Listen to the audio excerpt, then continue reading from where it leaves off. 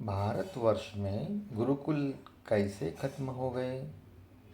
संकल्प राम राज्य चैनल द्वारा प्रस्तुत। कॉन्वेंट स्कूलों ने किया बर्बाद। सन 1858 में भारतीय शिक्षा अधिनियम बनाया गया। इसका मसौदा लॉर्ड मैकाले ने तैयार किया था। इससे पहले उसने भारत की शिक्षा व्यवस्था का पूर्ण सर्वेक्षण किया था। उससे पूर्व भी कई अंग्रेज अधिकारियों ने भारत की शिक्षा प्रणाली पर अपनी रिपोर्ट दी थी।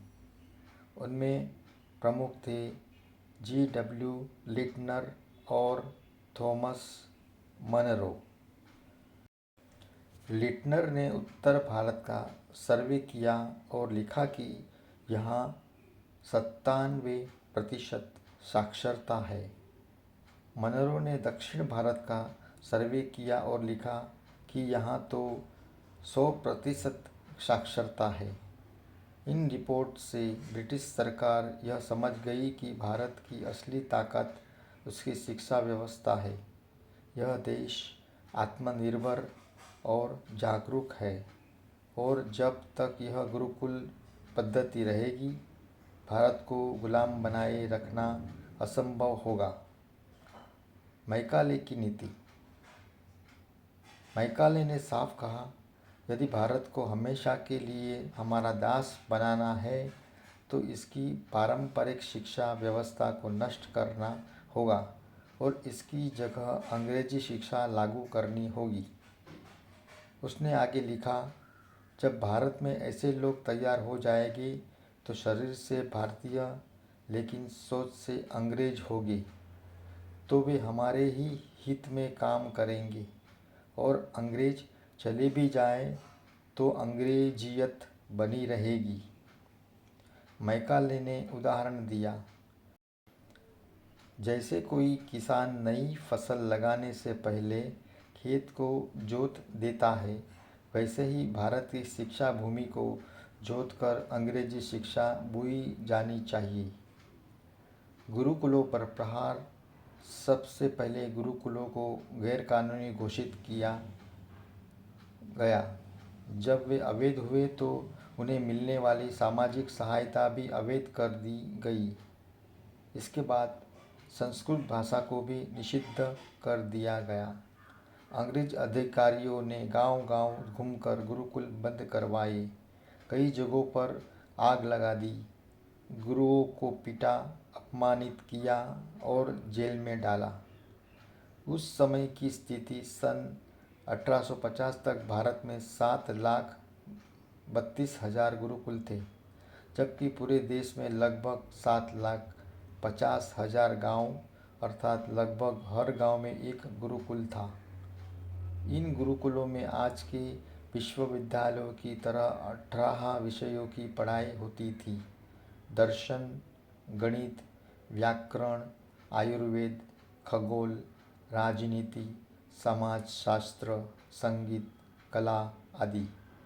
इनका संचालन राजा या सरकार नहीं बल्कि समाज स्वयं करता था। शिक्षा निःशुल्क दी जाती थी और सभी वर्गों के विद्यार्थियों के लिए समान रूप से खुली थी। अंग्रेजी शिक्षा की स्थापना। जब सारे गुरुकुल समाप्त कर दिए गए तब अंग्रेजी शिक्षा को वैध घोषित किया गया। कलकत्ता में पहले कॉन्वेंट स्कूल खोला गया, जिसे उस समय फ्री स्कूल कहा गया। इसी कानून के अंतर्गत कलकत्ता विश्वविद्यालय, बम्बई विश्वविद्यालय और मद्रास विश्वविद्यालय की स्थापना की गई।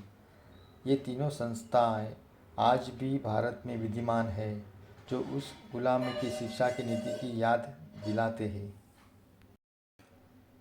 मैकाले का पत्र। मैकाले ने अपने पिता को लिखे एक पत्र में कहा था, हम ऐसे स्कूल बनाएंगे जहाँ से ऐसे बच्चे निकलेंगे जो देखने में तो भारतीय होंगे लेकिन दिमाग से अंग्रेज होंगे। उन्हें अपने देश, अपनी संस्कृति और अपनी परंपराओं का ज्ञान नहीं होगा। वे अपनी भाषा और अपनी जड़ों से अनजान होंगे। जब ऐसे बच्चे देश में तैयार हो जाए तो अंग्रेज भले ही भारत छोड़ दें, पर अंग्रेजियत कभी नहीं जाएगी। आज यह बात 100% सच सिद्ध हो रही है। लोग अपनी भाषा बोलने में शर्म महसूस करते हैं, अंग्रेजी बोलने में गौरव समझते हैं। भारत भाषा से दूरी, संस्कृति से दूरी। लोग कहते हैं कि अंग्रेजी अंतर्राष्ट्रीय भाषा है, लेकिन सच यह है कि दुनिया के 204 देशों में से केवल 11 देशों में अंग्रेजी बोली और समझी जाती है। फिर यह कैसे अंतर्राष्ट्रीय भाषा हुई?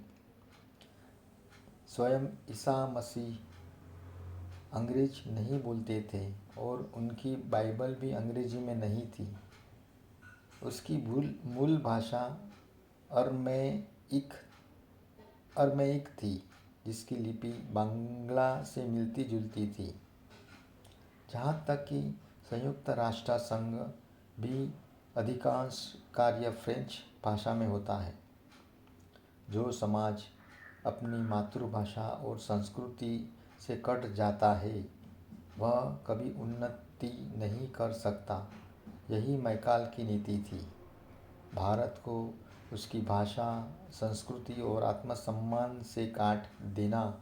आज समय आ गया है कि हम अपनी मातृभाषा और परंपरा से पुनः जुड़ें और उस शिक्षा व्यवस्था को पुनर्जीवित करें जिसने इस देश को विश्व गुरु बनाया था।